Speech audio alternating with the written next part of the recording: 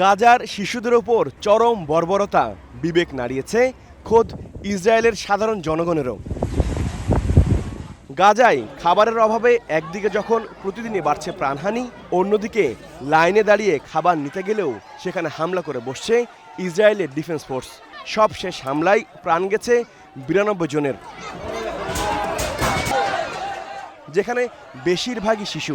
এসব অমানবিক দৃশ্য দেখে সরকারের প্রতি ক্ষোভ জানিয়েছেন ইসরায়েলের অনেক নাগরিকই।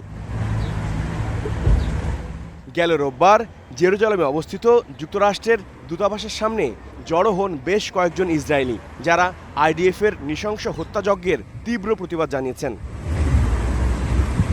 প্রতিবাদের এ ভাষা ছিল একেবারেই ভিন্নধর্মী। কেউ কোনো শব্দ উচ্চারণ না করে কেবল খালি হাঁড়িপাতিল নিয়ে দাঁড়িয়েছিলেন দীর্ঘ সময়, যেন এর মধ্য দিয়ে বিশ্ববাসীর কাছে পৌঁছে দেওয়া হচ্ছে গাজাবাসীর আত্মচিৎকারের বার্তা। একদিকে নির্বিচারে হামলা, অন্যদিকে প্রবল খাদ্যাভাব। ব্যানার প্ল্যাকার্ডে তাদের দাবি, গাজায় যে কৃত্রিমভাবে খাবার সংকট তৈরি করা হয়েছে তা যেন অবিলম্বে বন্ধ করা হয়। আবার অনেকেই বলছেন, কাউকে ইচ্ছে করে অনাহারে রাখা একরকম যুদ্ধাপরাধ।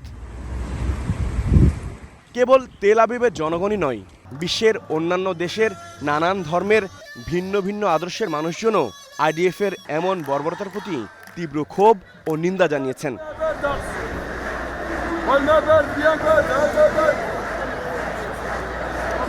HROV, star news.